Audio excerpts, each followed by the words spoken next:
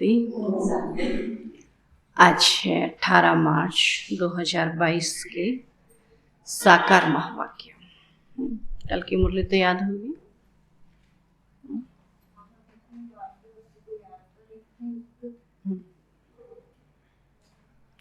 युक्त युक्त चलना है ना, ज्ञान युक्त युक्त।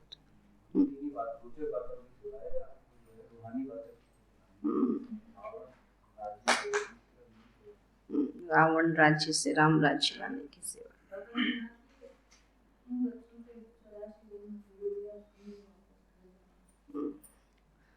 वापस घर जाना और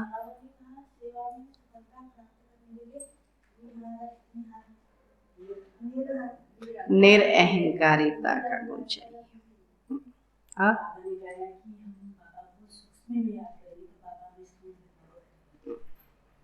हम सूक्ष्म तो बाबा स्थूल में मदद करेगा, है ना। बहुत अच्छी बात है। आज बाबा बोले, मीठे बच्चे, माया की फागी बड़ी जबरदस्त है। माया की फागी बड़ी जबरदस्त है, उससे खबरदार रहना है। फागी माना धुंध, जो हम कहते कोहरा, धुंध, है ना। बाबा कहते जैसे पहाड़ों में देखा है ना, जो धूल बादल बैठ जाता है, इसको हॉल बोलते पहाड़ों में, है। तो उसको वहाँ पर फागी कहते हैं। तो ऐसे माया भी क्या करती है, आँखों के आगे, बाबा कहते हैं बुद्धि के आगे धुंध ले आती है। तो सब कुछ क्लियर नहीं होता है, दिखाई नहीं देता है, उसमें कई बार मूंझ जाते हैं। तब बाबा कहते, मीठे बच्चे, माया की फागी बड़ी जबरदस्त है, उससे खबरदार रहना। तो फागी कहते बादल में कभी भी मूंझना नहीं ना। जो बादल नीचे बैठ जाता है उसको फागी, तो पहाड़ों में बहुत होता है ऐसा, सबने देखा है। तो मूंझ जाते हैं, रास्ता किधर से है पता ही नहीं पड़ता है ना। जैसे ही माया जब आती है तो सब कंफ्यूज हो जाते कि क्या करना है, कैसे चलना है, दुनिया का कहना मानना है या बाबा का कहना मानना है। थोड़ा सा कंफ्यूजन में आ जाते हैं। प्रश्न है, महावीर बच्चों ने कौन सा कर्तव्य किया है जिसका यादगार शास्त्रों में है। महावीर बच्चों ने कौन सा कर्तव्य किया है जिसका यादगार शास्त्रों में है। उत्तर है, महावीर बच्चों ने मूर्छित को संजीवनी बूटी देकर सुरजीत किया है। महावीर बच्चों ने मूर्छित को संजीवनी बूटी देकर सुरजीत किया है। इसका यादगार शास्त्रों में भी दिखाते हैं। इसका यादगार शास्त्रों में है ना, रामायण में दिखाते हैं ना कि कैसे संजीवनी लेके आए। तो तुम बच्चों को तरस पड़ना चाहिए। तुम बच्चों को तरस पड़ना चाहिए जो सर्विस करते करते, बाप से वर्षा लेते लेते, जो सर्विस करते करते, बाप से वर्षा लेते लेते, किसी भी कारण से बाप का हाथ छोड़कर चले गए। किसी भी कारण से, किसी भी कारण से बाप का हाथ छोड़कर चले गए, उन्हें पत्र लिखकर सुरजीत करो। उन्हें पत्र लिखकर सुरजीत करो। पत्र लिखो कि तुम्हें क्या हुआ जो तुमने पढ़ाई छोड़ दी। तुम्हें क्या हुआ जो तुमने पढ़ाई छोड़ दी, बदनसीब क्यों बने। बदनसीब क्यों बने, तो गिरते हुए को बचाना चाहिए, गिरते हुए को बचाना चाहिए। गीत है, नयनहीन को राह दिखाओ प्रभु, पग पग ठोकर खाऊं। ओम शांति। यह गीत बहुत कॉमन बाबा कहते गाते, हे भगवान अंधों की लाठी बनो, क्योंकि भक्ति मार्ग में ठोकरें बहुत खाते हैं ना, जानते नहीं है तो कभी कहीं जाते कभी कहीं जाते, ठोकरें खाते, परंतु बाप को नहीं पाते। तो आत्मा कहती है, हे बाबा मैं आपसे मिलने के लिए इस शरीर द्वारा बहुत ही भटकी, आपका रास्ता बहुत ही कठिन है, और यह तो जरूर मनुष्य समझते हैं कि जन्म जन्मांतर हम भक्ति करते आए हैं, यह नहीं जानते कि हमको ज्ञान मिलना है, तब हम नयनहीन से सजे बनेंगे ना। तब बाबा कहते ज्ञान के नयन मिलेंगे तब सजे बनेंगे। तो भक्ति मार्ग का कायदा है भक्ति करना, धक्का खाना। जब तक धक्के नहीं खाएंगे तो बाबा को कैसे पहचानेंगे ना। तो आधा कल्प धक्के खाए हैं, तो तुमने अब धक्के खाने बंद कर दिए। तुम भक्ति नहीं करते, न शास्त्र पढ़ते, जब भगवान मिल गया फिर यह सब क्यों करें। भगवान मिल गया तो भगवान से बैठ करके भगवान का ज्ञान सुने ना। जबकि भगवान हमको अपने साथ ले जाने वाला मिला है, तो फिर हम धक्के क्यों खाएं। भगवान आएगा तो जरूर सबको साथ ले जाएगा। सभी धक्के भी खाते रहते हैं और एक दो को आशीर्वाद भी करते रहते हैं। देखो कितना वंडर है। समझते कुछ भी नहीं, भगवान को पाने के लिए भगवान को ढूंढते हैं, फिर एक दूसरे को आशीर्वाद देते। जब एक दूसरे को आशीर्वाद से मिल जाता, फिर भगवान के लिए क्यों धक्के खा रहे हैं, क्यों ढूंढ रहे हैं। तो समझते कुछ भी नहीं।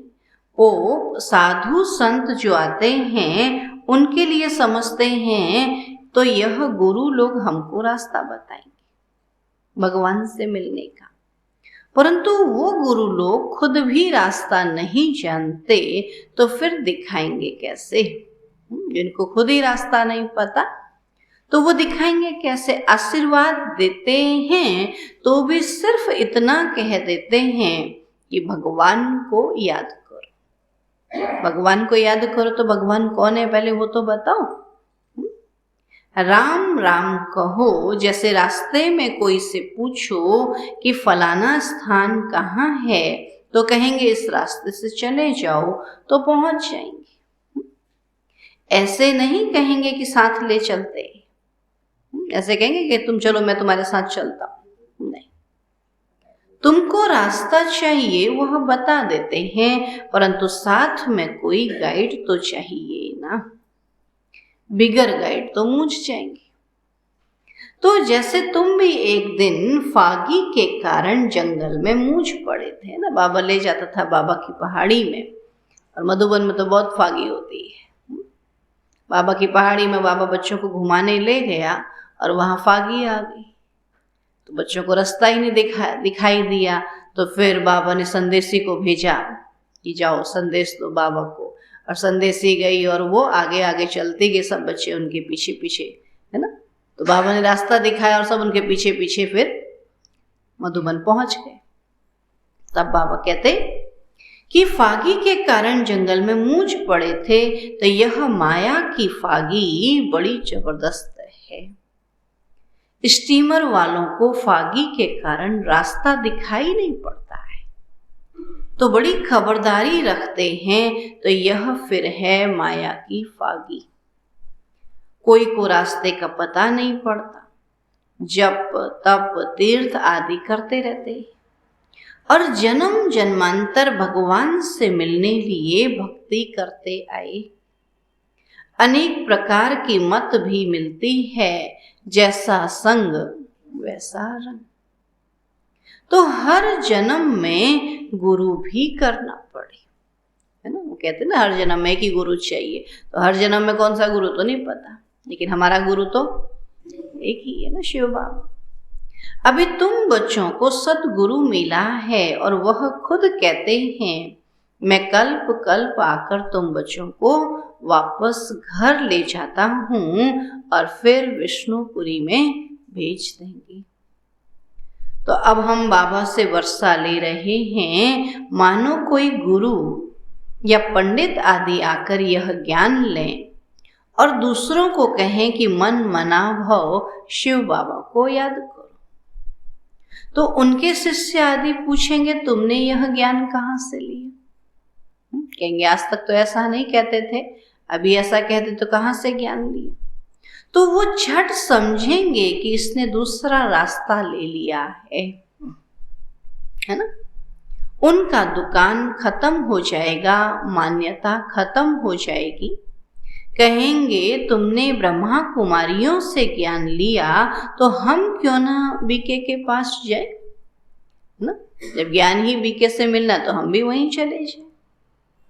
तो खुद गुरु लोग भी कहते हैं कि सब जिज्ञासु हमको छोड़ देंगे। अगर हम उनको यही ज्ञान देने लगे तो वो हमको छोड़ देंगे, फिर हम कहाँ से खाएंगे? तो सारा धंधा खत्म हो जाएगा। जीवन के लिए है ना, वो सब भक्ति जो सब गुरु बने पड़े हैं, अपना जीवन जो कहा अपने बाबा कहते हैं ना, जीवन निर्वाह के लिए जो कमाई कर रहे हैं तो वही कर रहे हैं वो लोग।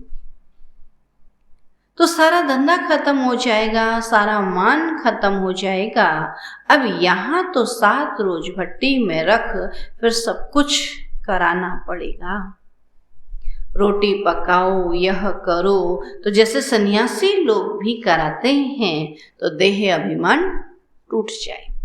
बाबा के घर में रहे तो बाबा सारा काम कराता है, तो फिर ऐसे का ठहरना बड़ा मुश्किल है ना। अभी बाबा झाड़ू भी लगाएगा, लगवाएगा, पोछा भी लगवाएगा, है ना, बर्तन भी धुलाएगा। अभी जिनको ये काम नहीं करना है तो ठहरेंगे, बोलेंगे मैंने तो कभी ऐसा किया ही नहीं, अभी कैसे करूं?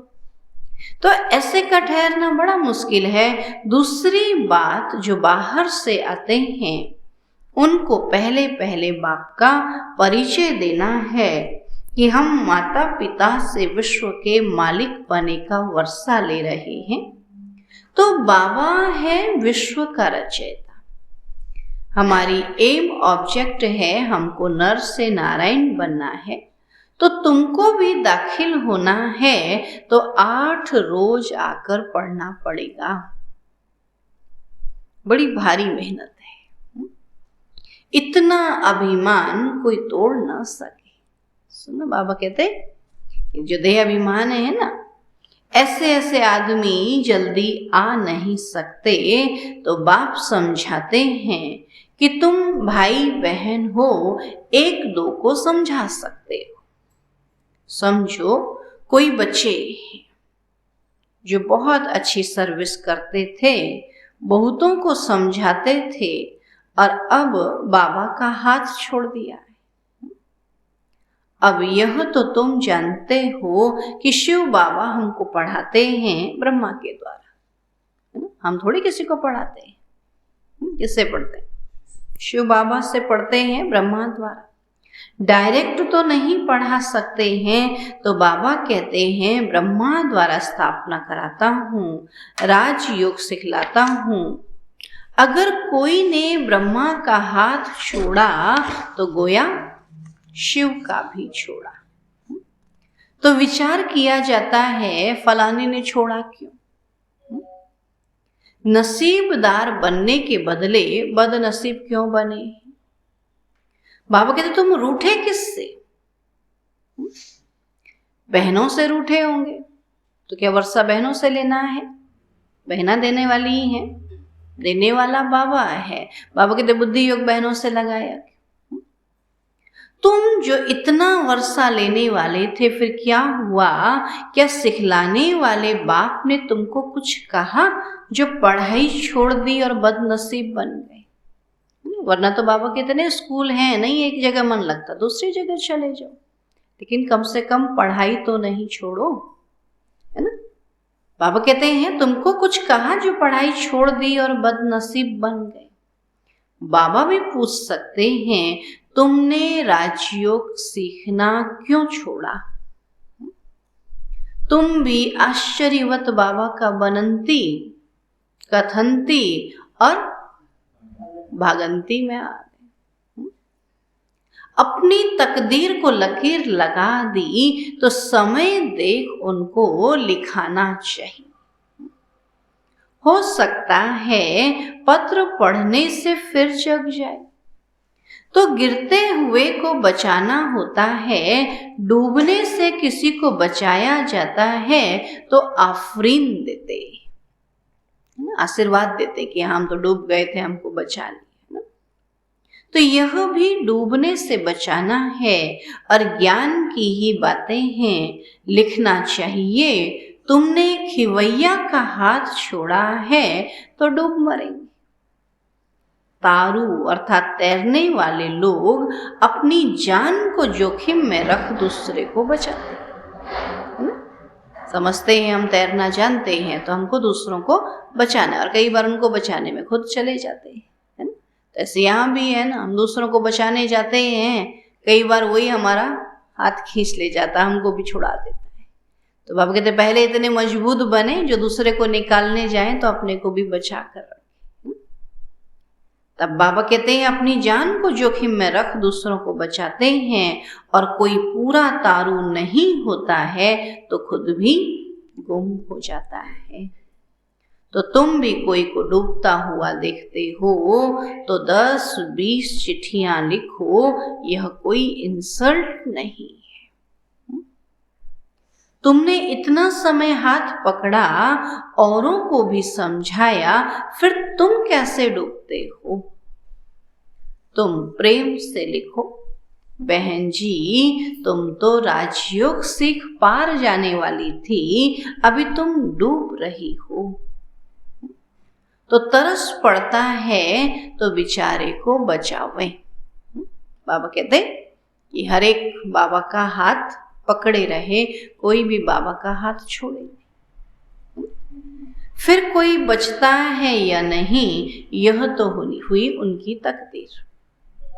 दूसरी बात, यह जो प्रदर्शनी में ओपिनियन लिख कर देते हैं कि यहाँ नर से नारायण बनने का मार्ग बताया जाता है और यह राजयोग बहुत अच्छा है, बस लिखा, बाहर निकला तो भूल गया। बहुत अच्छा मार्ग है तो मैं भी चलूं। बाबा कहते यहाँ से बाहर निकला तो भूल गया। इसलिए जो लिखते हैं उनकी पीठ करनी चाहिए कि तुमने यह ओपिनियन लिखकर दिया, परंतु क्या किया, न अपना फायदा किया न दूसरों का। तो पहली मुख्य बात है माता पिता की पहचान देनी है। इसलिए बाबा ने प्रश्नावली बनाई। तो पूछो परम पिता परमात्मा से तुम्हारा क्या संबंध है ना। परमात्मा क्या लगते हैं, क्या वर्षा मिलता है, तो यह लिखाना चाहिए। बाकी सारी प्रदर्शनी समझाए पिछाड़ी में लिखने से कोई फायदा नहीं। तो मुख्य बात है माता पिता का परिचय देना। अब समझा है तो लिखो, नहीं तो गोया कुछ नहीं समझा। हड्डी जिगरी समझा कर फिर लिखाना चाहिए ना। बाबा कितने प्यार से उनको जिगरी प्यार से समझाना, उनको हड्डी बाबा के दिल से समझाना है। तो बरोबर यह जगत अम्बा और यह जगत पिता है, और वह लिख कर दे कि बरोबर बाप से वर्षा मिलता है, और यह लिख कर दे तब समझो कि तुमने कुछ सर्विस की है। फिर अगर न आए तो चिट्ठी लिखनी है कि बरोबर यह जगत अम्बा और जगत पिता है, तो फिर वर्षा लेने क्यों नहीं आते। बाबा कहते चिट्ठी लिख करके कि हाँ हम मानते हैं ये मम्मा बाबा हैं। बाबा कहते फिर क्यों नहीं आते, अचानक काल खा जाएगा। तो मेहनत करनी चाहिए प्रदर्शनी की, उससे मुश्किल कोई 2-4 निकले तो फायदा क्या हुआ। तो बच्चों को पुरुषार्थ करना चाहिए, आना छोड़ दे तो चिट्ठी लिखनी चाहिए। तुम बेहद के बाप से वर्षा लेते थे, फिर माया ने तुमको पकड़ लिया है। प्रभु का तरफ छोड़ देते हो तो यह तो तुम अपना पद भ्रष्ट कर देंगे, और जो महावीर होगा वह झट संजीवनी बूटी देंगे। यह बेहोश हो गया, माया ने नाक से पकड़ लिया तो उनको बचावे। इतनी मेहनत करें तब कोटों में कोई निकले, तो जांच करनी पड़े कि यह सैपलिंग कैसा है, जो पौधा लगा है वो कैसा सैपलिंग। बच्चियां लिखती हैं कि हमारा गला घुट गया। ज्ञान सुना सुना करके क्या होता है, गला ही घुट जाता है, परंतु तुम जास्ती बातों में जाओ ही नहीं। तू मच बाबा के दुनिया भर की बातें सुनाने से क्या फायदा। आज तो सब पढ़े लिखे हैं, आज तो सब सुन रहे हैं, लेकिन उनको जो मुख्य बात सुनानी है ना, परमात्मा का परिचय बाबा कहते हैं, वो सुनाओ ना। तो जास्ती बातों में जाओ ही नहीं, पहली मुख्य बात समझा कर लिखाओ, फिर और बात। एक ही त्रिमूर्ति के चित्र पर पूरा समझाना है। निश्चय करते हो तो तुम्हारे माँ बाप हैं, इनसे वर्षा मिलना है। कोई कितना भी बूढ़ा हो, यह 2 अक्षर तो सबको समझा सकते हो ना। अगर ये 2 अक्षर भी धारण नहीं होते तो बाबा समझ जाते हैं कि इनकी बुद्धि कहाँ किचड़े में फंसी हुई है। इतना समझाने के बाद भी अगर भगवान को नहीं पहचानते तो बुद्धि किचड़े में फंसी हुई। मुख से ज्यादा नहीं बोलना है।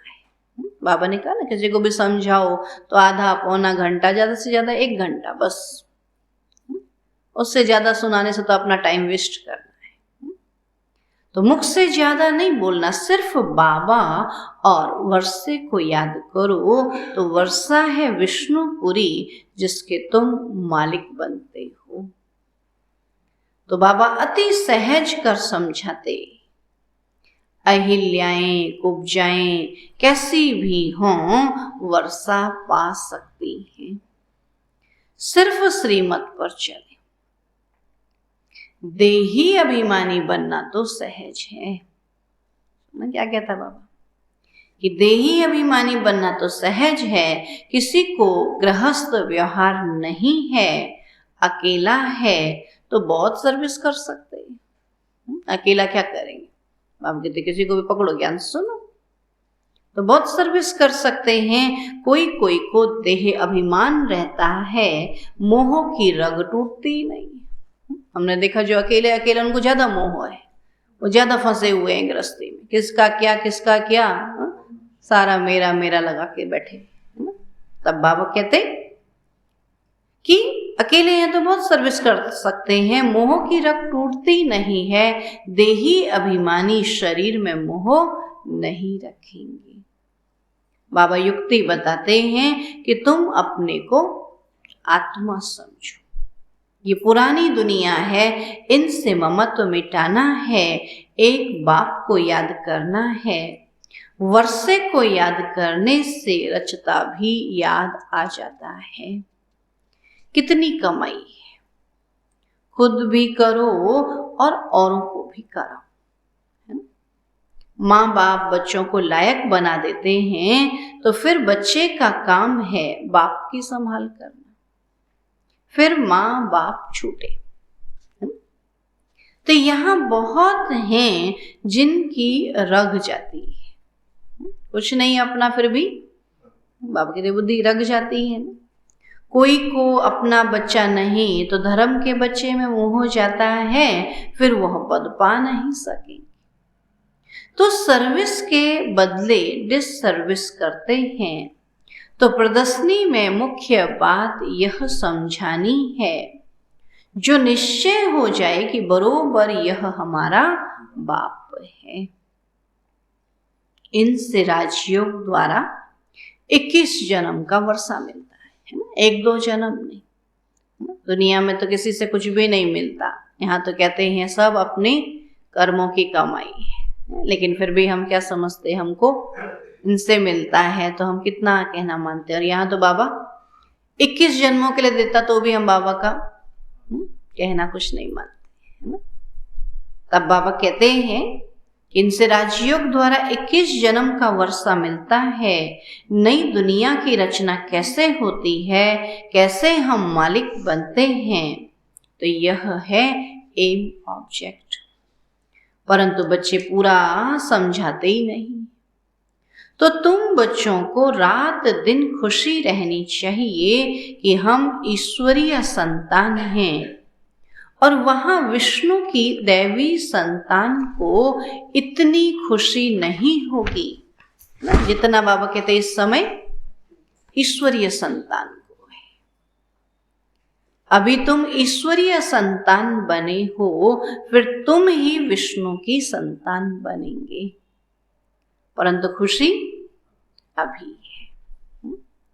देवताओं को ईश्वरीय संतान से ऊंचा नहीं कहेंगे, बाबा ने कहा देवताओं का पद फिर भी नीचे ना, आप कहते ईश्वरीय संतान, ब्राह्मणों का पद ऊंचा है, तो देवताओं को ईश्वरीय संतान से ऊंचा नहीं कहेंगे, तो ईश्वरीय संतान को कितनी खुशी होनी चाहिए।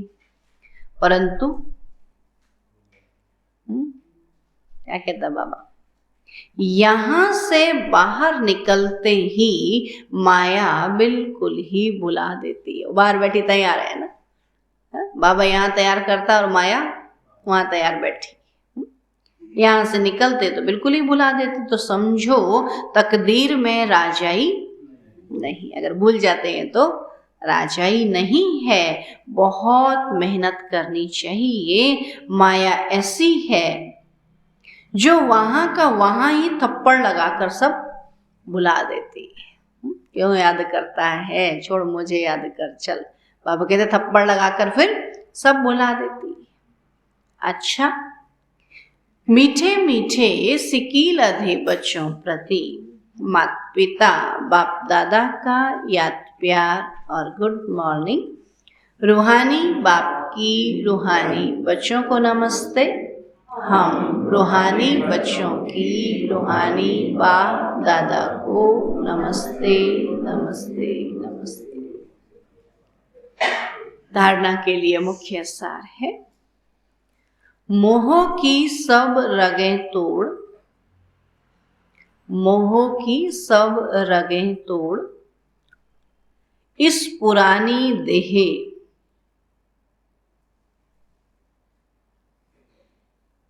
इस पुरानी देह और दुनिया से ममत्व निकाल सर्विस में लग जाना है। इस पुरानी देह और दुनिया से ममत्व निकाल सर्विस में लग जाना है। बाप और वर्षे को याद कर कमाई जमा करनी। बाप और वर्षे को याद कर कमाई जमा करनी है। दूसरा पॉइंट है, अच्छा तैरने वाला बन, सबको पार लगाने की सेवा करनी है। अच्छा तैरने वाला बन, सबको पार लगाने की सेवा करनी है। श्रीमत पर चलना है, श्रीमत पर चलना है। बुद्धि किचड़े में नहीं लगानी, बुद्धि किचड़े में नहीं लगानी है। वरदान है, सर्व शक्तियों को अपने अधिकार में रख, सर्व शक्तियों को अपने अधिकार में रख। सहज सफलता प्राप्त करने वाले मास्टर सर्वशक्तिवान भव।